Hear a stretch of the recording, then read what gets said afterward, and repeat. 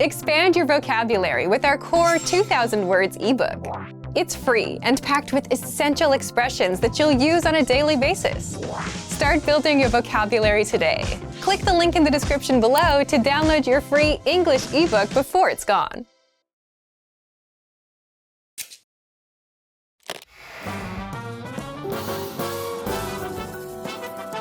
Hi everyone, I'm Alicia. New Year's Day is on January 1st in the US. It's almost universally a day off from work, and in the US, closed stores, gas stations, and other businesses are common sights come January 1st. It's preceded by some of the largest celebrations in the nation, and, weary from being up all night enjoying the parties, Americans tend to take it easy on this day. The song Auld Lang Syne is associated with the New Year's celebration in the US. Do you know what this song's title means? We'll show you the answer at the end of this video. New Year's Eve and New Year's Day in the United States are both regarded as holidays, though only New Year's Day is an official one.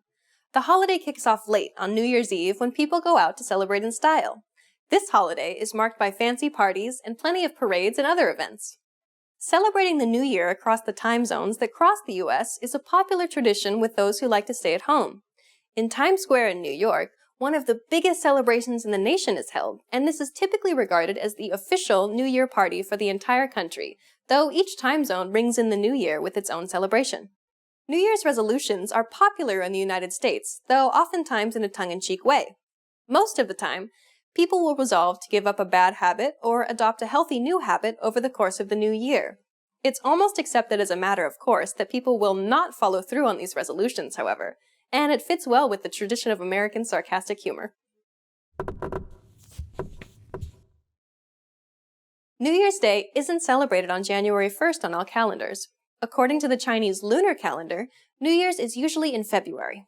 Depending on the culture and tradition, it can be celebrated on other dates as well.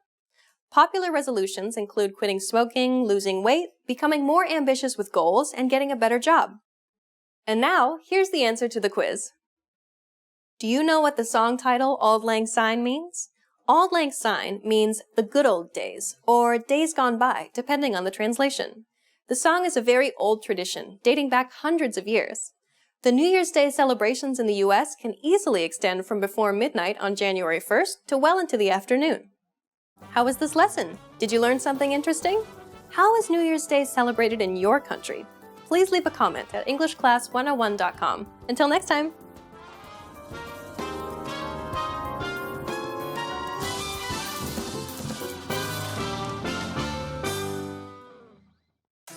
Hey everyone, welcome to the Monthly Review, the monthly show on language learning, where you discover new learning strategies, motivational tips, study tools, and resources. By the way, all the lessons and bonuses you're about to see can be downloaded for free on our website. So click the link in the description right now to sign up for your free lifetime account. Okay, today's topic is, can busy people actually learn a language? You yourself probably have an answer to this question, right? But whether you can or can't actually has a bit more to do with your mindset than anything else. And in this guide, you'll discover 1. Is it possible for busy people to learn a language and the mindset needed? 2. Mental bandwidth, the one thing that can make or break your language goals. And 3. 5 mindset tricks to make time for language. But first, if you're looking for new free language resources and downloads, here are this month's new lessons and resources. Be sure to download these now before we take them down in a few days. First, the Talking Online PDF cheat sheet. Learn the must-know internet slang and all the internet-related vocab and phrases in your target language with this PDF cheat sheet. And second, the 40 words and phrases for ordering food writing workbook. With this free resource, you'll pick up must-know words and phrases for the restaurant and practice writing them out as well. To get your free resources, click the link in the description below right now. They're yours to keep forever. Can busy people actually learn a language? Part 1. Is it possible for busy people to learn a language and the mindset needed? So, can busy people actually learn a language? What do you think? Leave us a comment and let us know. As much as we want to say yes, it's more of a yes or no depending on the person. Why yes? Yes, because many of our members are busy and are learning with our system. And some of you who are watching also fall into this camp. But it also depends on the person because it's more of a mindset thing. Either you think you have time or you don't. For example, many of our members fall into the group of can learn and can find the time, even if they're busy. If you're busy and still want to learn, if you look around, you can always find 5 or 10 minutes a day, like on a commute. Now, if your mindset is the opposite, if you think you can't learn a language or you don't have time, you won't even try, even if you had a resource that was proven to work. Part 2. Mental bandwidth, the one thing that can make or break your language goals. And if you think about it, if you had all the time in the world but felt like you couldn't learn a language, you wouldn't try either. Again, this is why it comes down to the mindset and why it all depends on each individual person. Either you think you can or you think you can't. But it may not always be this black and white either. It can also depend on your mental bandwidth too. Think back to your school days, those few days before exams. It got really busy and you had to stop everything to study, right? You were probably thinking, if I can just get through studying this week and take the test, then next week I can finally start relaxing and doing other things. And if someone asked you if you wanted to hang out, you would say no, because you're busy. But chances are you still managed to spend at least 30 minutes on YouTube or social media. Meaning you did have some time, even if you were busy. But the test was occupying your mind and taking up all that bandwidth. So it's also possible that we just don't have the mental bandwidth because we're overwhelmed. And this is a genuine reason for not being able to learn when you're busy. Don't worry, in the next part, we'll show you how to get some bandwidth so that you don't feel overwhelmed.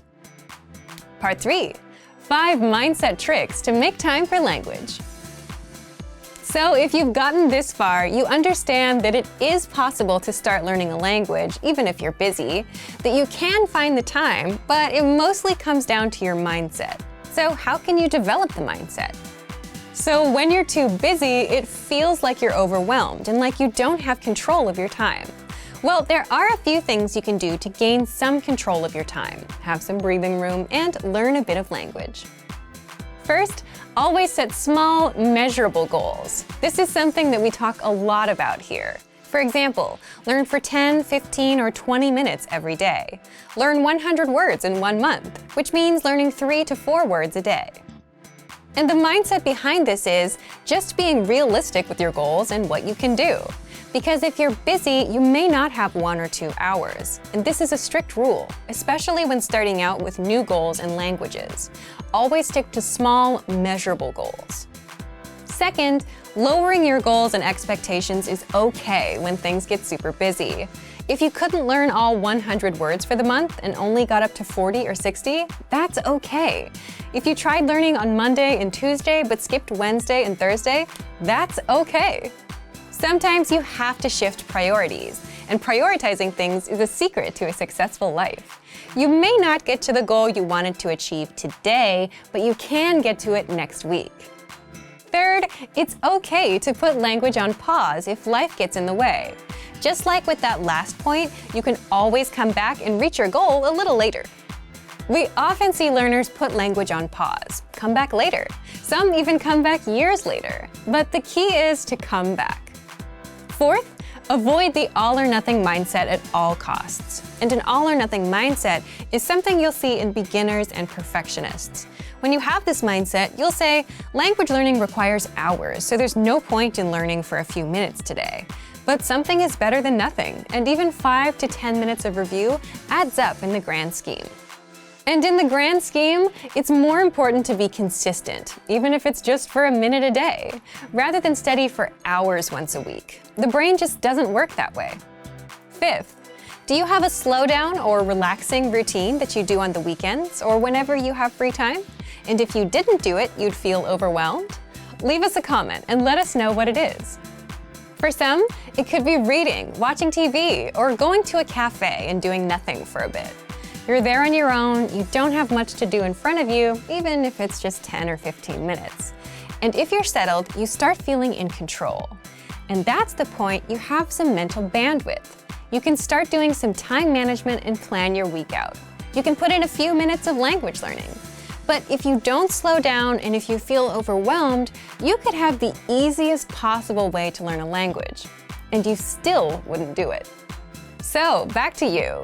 If you were busy, do you think you'd be able to learn a language? Leave us a comment. So, thank you for watching this episode of Monthly Review. Do you record yourself speaking your target language? If you enjoyed these tips, hit the like button, share the video with anyone who's trying to learn a language, and subscribe to our channel. We release new videos every week.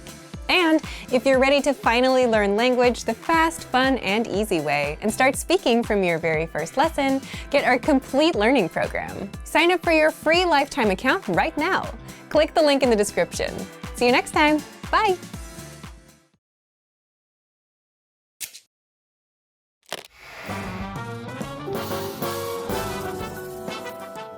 Hi everyone, I'm Gina.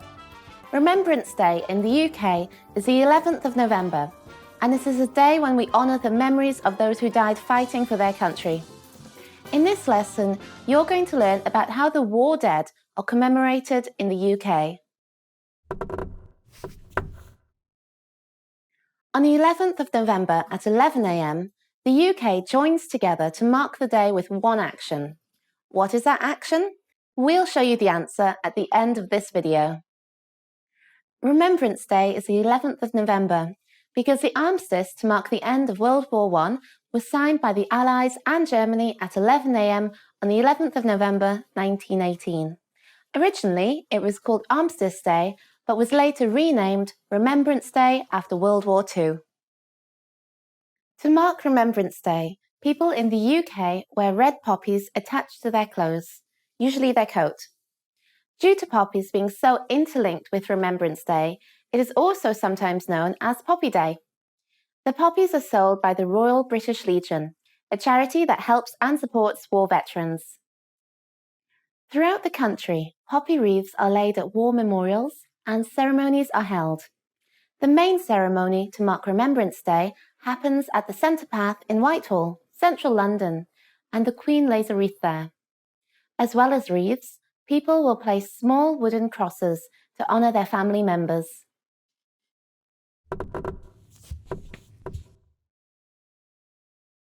The chosen symbol is a poppy because during World War I, the fiercest fighting happened in Flanders, in the western part of Belgium. The towns and fields there were destroyed and no plantations survived other than poppies. And now I'll give you the answer to the earlier quiz. On the 11th of November at 11 AM, the UK joins together to mark the day with one action. What is that action? It is a 2-minute silence. Sometimes even busy stores will observe the silence by refraining from serving customers for the 2 minutes. How was this lesson? Did you learn something interesting? Do you have any days of remembrance in your country? Leave us a comment at EnglishClass101.com and we'll see you in the next lesson.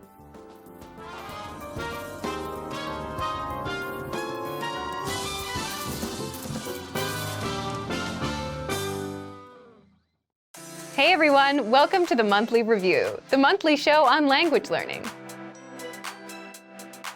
where you discover new learning strategies, motivational tips, study tools, and resources. By the way, all the lessons and bonuses you're about to see can be downloaded for free on our website.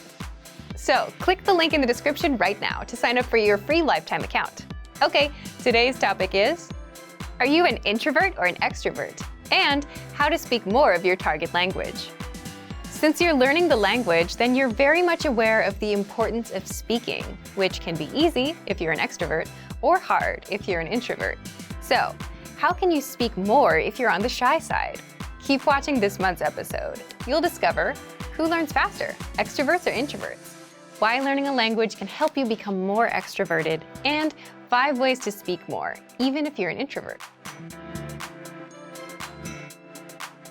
But first, if you're looking for new free language resources and downloads, here are this month's new lessons and resources. Be sure to download these now before we take them down in a few days.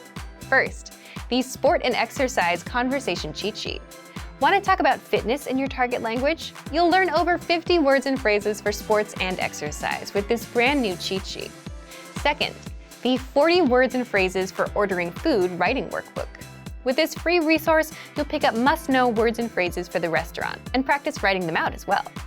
Third, the top 12 April Fool's phrases. Want to be able to say some outrageous phrases in your target language for April Fool's Day? Then you'll want this April Fool's phrase list. Fourth, can you talk about your bones in your target language? Learn how to say words like skull, ribs, spine, and much more with this quick vocab bonus. Fifth, 20 must-know jewelry vocabulary. Do you know how to say earrings or necklace in your target language? If you don't, then this vocab lesson is for you. To get your free resources, click the link in the description below right now. They're yours to keep forever. Okay, let's jump into today's topic. Are you an introvert or an extrovert? And how to speak more of your target language. Part 1. Do extroverts or introverts learn languages faster?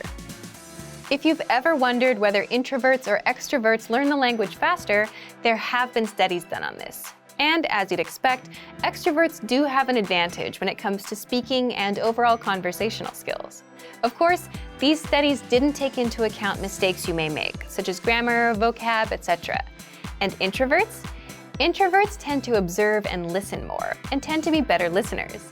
Do you agree with these findings? Leave a comment. So the key takeaway is they each have their own advantages. One has something that the other lacks. And that makes sense, doesn't it? If you speak less, your speaking skills will be weaker. And if you want to just speak a lot, you get good at speaking but miss out on the other skills, like listening and reading. So unfortunately, you can't really say who learns faster based on personality alone, just that each one has their advantages and disadvantages. But personality aside, success with a language will always depend on your attitude towards learning itself and how much time you put in. The person that has a better chance of becoming fluent will always be the one that puts in more time to learn, practice, get feedback, adjust with the feedback, and not so much about whether they're extroverted or introverted. But what if you're an introvert who wants to be able to speak more? Is there a way to become more extroverted? Part 2. How to speak more, even if you're an introvert. There are ways to become more extroverted, at least more than your usual self. How? Well, first, by learning a language. When you learn a language, you have a natural desire to connect with native speakers, even if you're shy. Also, native speakers tend to be very supportive and welcoming when you're trying to learn their language. So even if you're shy, it's kind of hard to stay shy in the long run when the people you speak with are so encouraging. In your native language, even if you know a million ways to start a conversation, you might not try to speak to someone because you're worried about whether you have something clever to say or the timing or some other social aspect. But in another language, where you may only know a few phrases, you're not bogged down by that. You just do the best you can with the few phrases you have. Plus, learning a language alone gives you a chance to reinvent yourself. To learn another language is to acquire another soul, as the quote goes. So, learning a language alone puts you on a path towards becoming more extroverted. But if you want specific tips, here are 5 ways to speak more, even if you're an introvert. Number 1. Learn how to listen like an introvert. How can this help you to speak more? Introverts tend to listen more, and the better listener you become, the better questions you can ask, which results in a more meaningful conversation, which also means more speaking time for you. So you can speak more, even if you consider yourself an introvert, by listening well and asking relevant and pertinent questions. By the way, if you want to learn how to ask questions, then check out our top 25 questions you need to know, where you'll learn all about what to ask and answer regarding the most common conversational questions.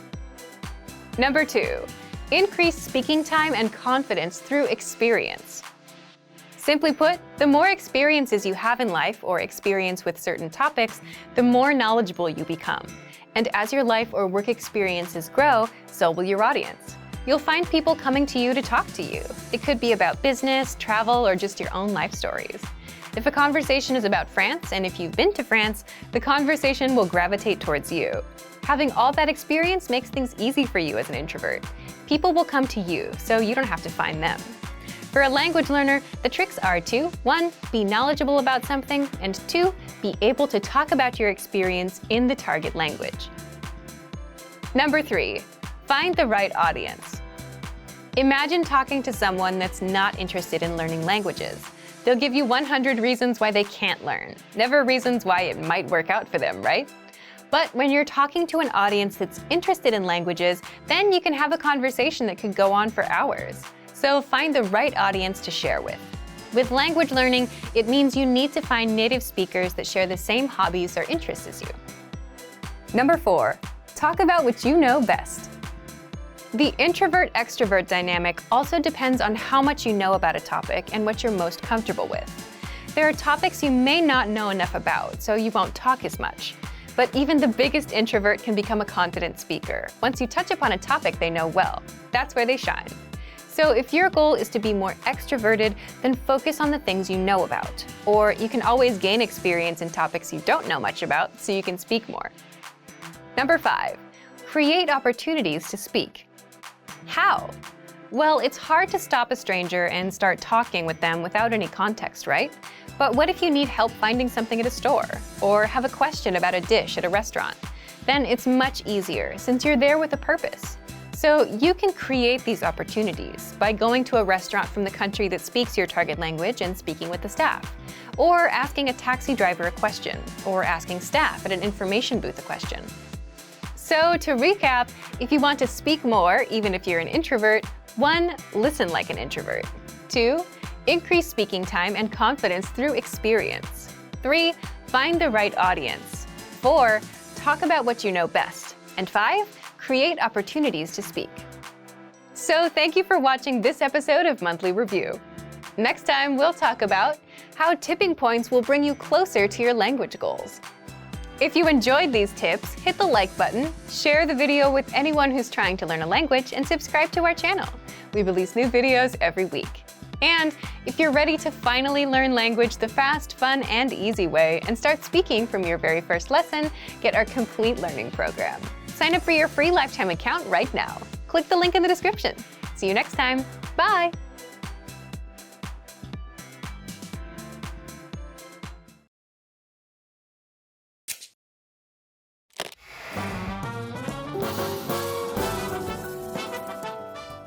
Hi everyone, I'm Gina. Lent is a 6.5-week period that leads into Easter. Its date changes every year, but it always starts in either February or March. In this lesson, you're going to learn about how Lent is observed in Britain. Do you know why the date of Lent changes every year? We'll show you the answer at the end of this video. Lent begins on Ash Wednesday and ends on Holy Saturday, the day before Easter Sunday. It's classed as lasting 40 days as the Sundays within that period aren't included in that count. During Lent, people who observe it for religious reasons will choose to give up something as a sacrifice. Lent is also a time for improvement. As well as sacrificing material items or food, Christians try to improve themselves and live a better life for those 40 days. For the non-religious, Lent falls within the popular period for spring cleaning, and it is seen as a period of cleaning and improving the home as well as themselves. Lent has become more than just a religious event. Its position in the calendar of being a couple of months after Christmas and immediately before Easter, both big days for overeating and eating too many sweets, makes it perfect for those on a diet too. Many people may choose to give up chocolate or sweets for Lent for dietary reasons, more so than religious reasons.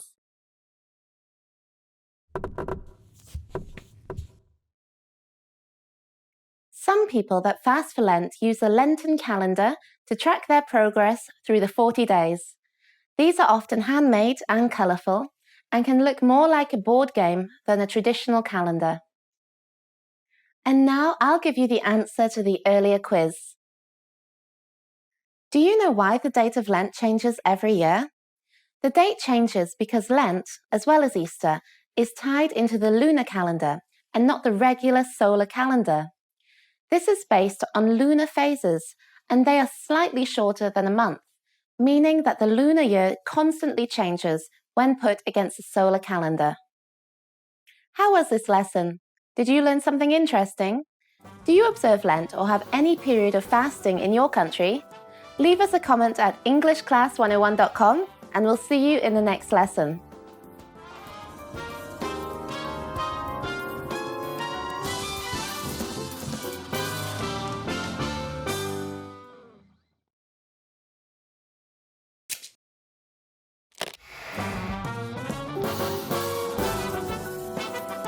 Hi everyone, I'm Alicia. Memorial Day in the United States dates back to the Civil War. It's one of the two major US holidays specifically associated with fallen soldiers. It was more popular at the beginning of the 20th century than it is today, but it's still an important holiday in the US. Memorial Day was not always known by its current name. Can you guess what this holiday was originally named? Hint: the original name has to do with decorations. We'll show you the answer at the end of this video. Cemeteries in the US are usually decorated with flags on Memorial Day. Memorial Day is also typically marked by the firing of large guns or multi-gun salutes in veteran cemeteries. The families of fallen soldiers will oftentimes go to the grave of their lost family member to remember them on this day. This holiday is celebrated on the last Monday of May.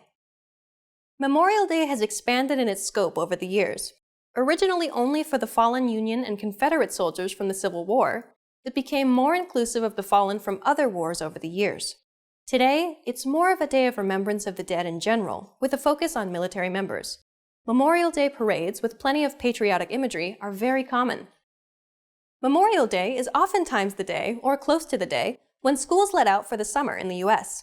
This is part of the reason that the holiday is so much associated with summer tourism. Families that visit the graves of fallen soldiers, and those who do not, often have cookouts on this day to celebrate the beginning of the warm summer months and their children's time off from school. Memorial Day and Veterans Day are the two holidays in the United States that are closely tied to military members and those who fell in service. Both holidays have evolved over the years. And now, here's the answer to the quiz. Can you guess what Memorial Day was originally named? Memorial Day was originally called Decoration Day. The name and the holiday itself have both changed a great deal over the years, but it still remains an important day for veterans and their families. How was this lesson? Did you learn something interesting? Do you have a similar day of remembrance in your country? Please leave a comment at EnglishClass101.com. Until next time!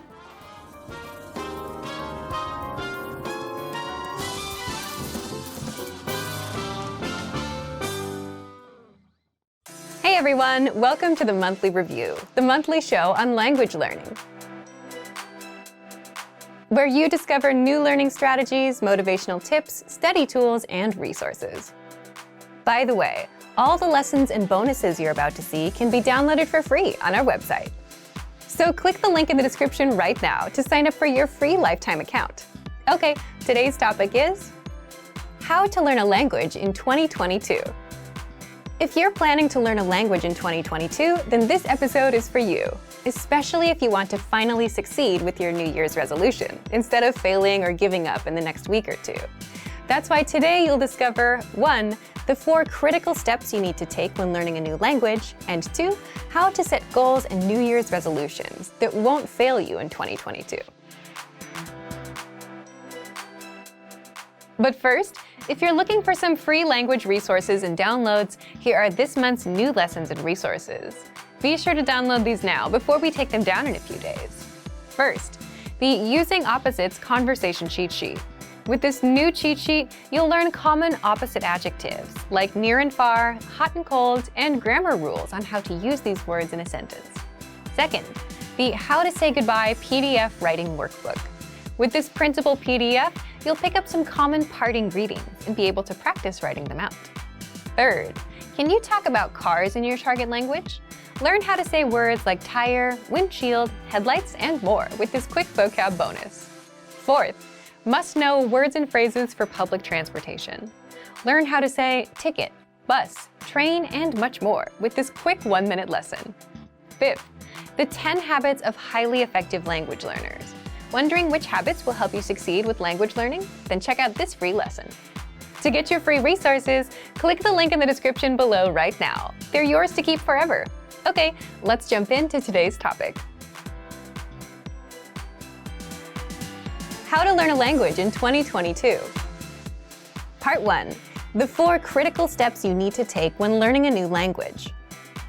Every time you start a new language, you should start with 1. Goals, 2. Anchor points, 3. Grammar, 4. Reading.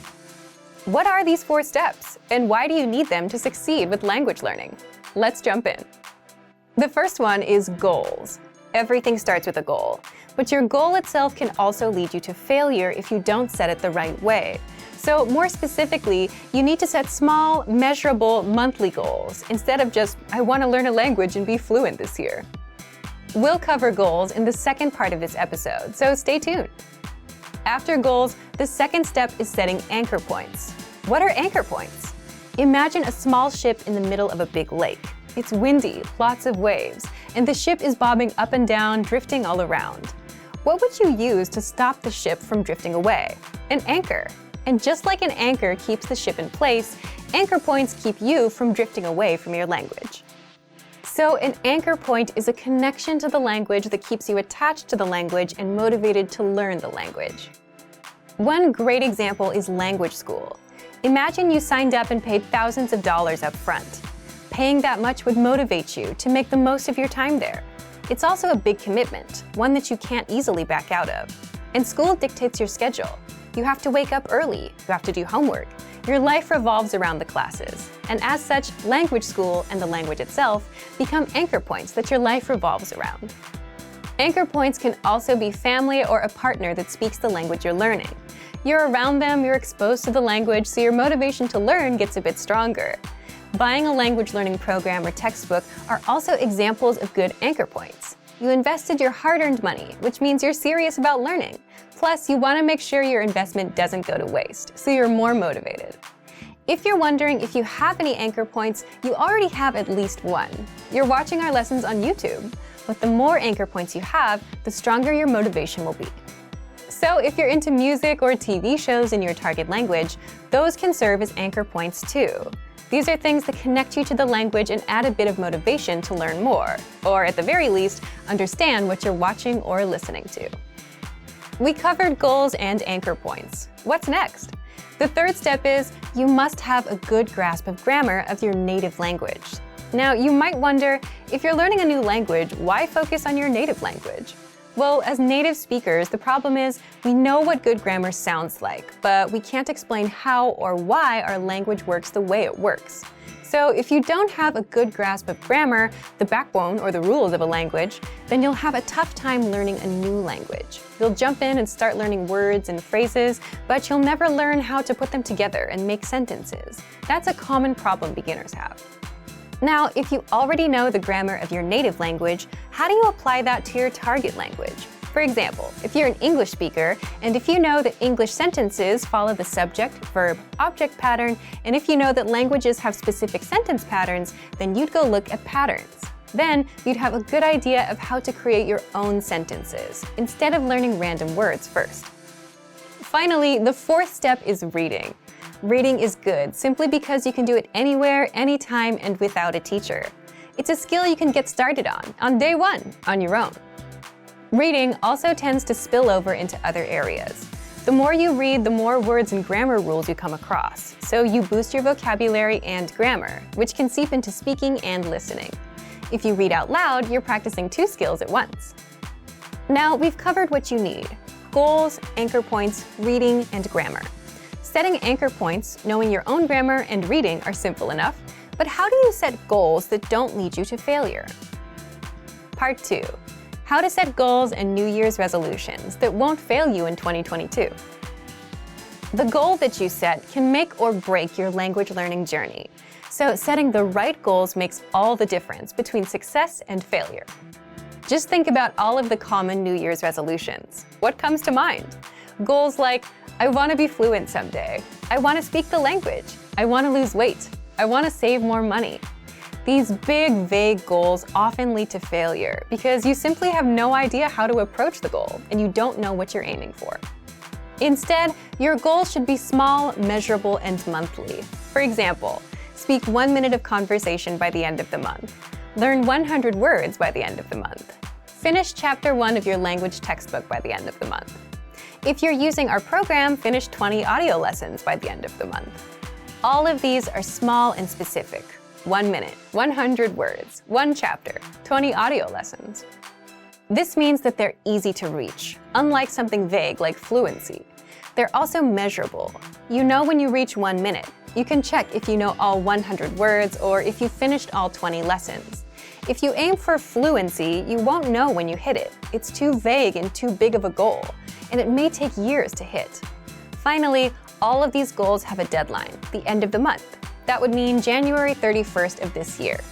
Deadlines give you a clear date to aim for, and without one, you'll forever be floating around without much progress. So set a deadline for the end of every month. So now that you know how to set small, measurable monthly goals, leave us a comment. What's your small, measurable monthly goal, and what's the deadline? So thank you for watching this episode of Monthly Review. If you enjoyed these tips, hit the like button, share the video with anyone who's trying to learn a language, and subscribe to our channel. We release new videos every week. And if you're ready to finally learn language the fast, fun, and easy way and start speaking from your very first lesson, get our complete learning program. Sign up for your free lifetime account right now. Click the link in the description. See you next time. Bye!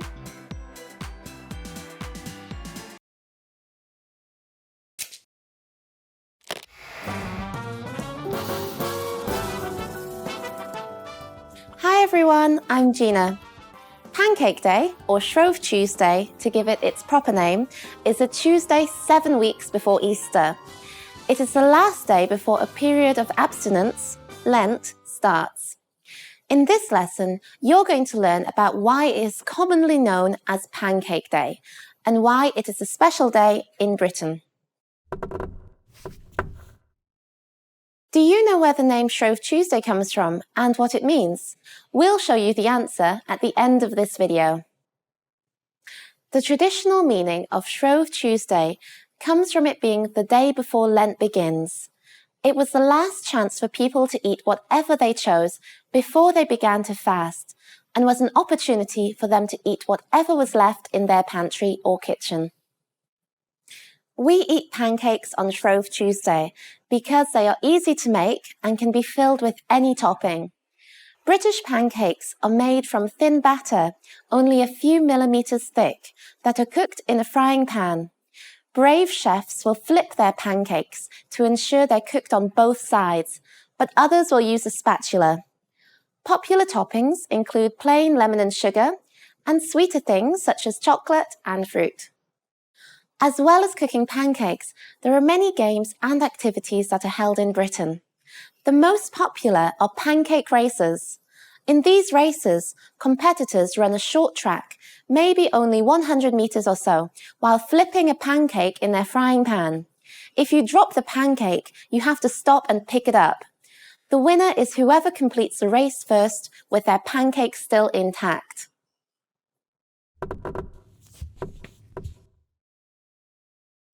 There is a famous race held in Oni.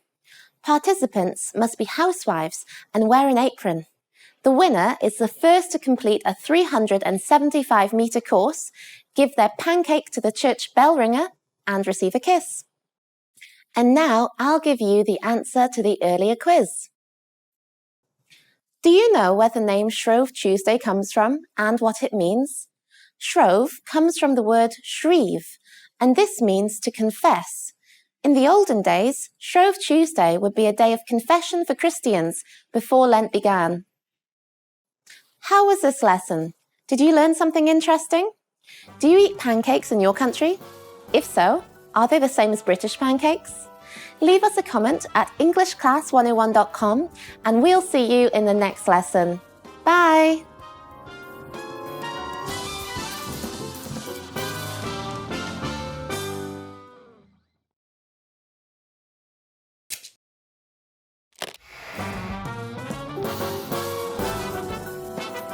Hi everyone, I'm Alicia. Christmas Day is celebrated on the 25th of December in the United States. Though it is a religious holiday for Christians, it's also a popular holiday with non-Christians as well. Parades, gift-giving, holiday displays, and lights galore mark the arrival of Christmas in the United States. It's a federal holiday and is observed by every U.S. state. A famous American city associated with the American Revolution was not big on celebrating Christmas until the middle of the 1800s. Can you guess which one? We'll show you the answer at the end of this video. Christmas in the U.S. involves a great many types of celebration. For Christians, it means church services and social gatherings. Even people who do not celebrate the religious aspects of the holiday tend to enjoy gift-giving, having family gatherings, and feasting together. For students, it means a long break from school or college and is a popular time to go home and visit family. Putting colorful lights on one's house is a very popular way to celebrate Christmas in the U.S.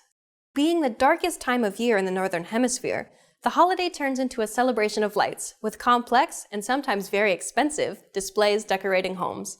Competitions for the best lighting setup are fun and common ways to celebrate the holiday. The Christmas tree is another popular Christmas tradition in the U.S. Artificial or natural, it's common to see a conifer tree decorating the living room of most homes. The trees are decorated with colorful lights and with ornaments that are oftentimes also family heirlooms. There's also a national Christmas tree in the U.S., which is lit up by the president at the beginning of December.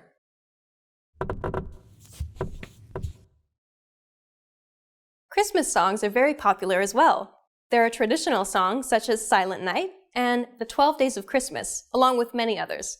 It was once common to see carolers go door to door to sing Christmas carols, but now it's a rarity. And now, here's the answer to the quiz. Do you know what famous American city associated with the American Revolution was not big on celebrating Christmas until the middle of the 1800s? The Puritan Pilgrims who settled in New England did not approve of the celebration of Christmas. It was actually banned in Boston until the late 1600s. Even after the ban was lifted, Christmas in Boston didn't become popular until the middle of the 1800s. Today, Boston is lit up as much as is any other city during Christmas. How was this lesson? Did you learn something interesting? In what ways is Christmas celebrated in your country? Please leave a comment at EnglishClass101.com. Until next time!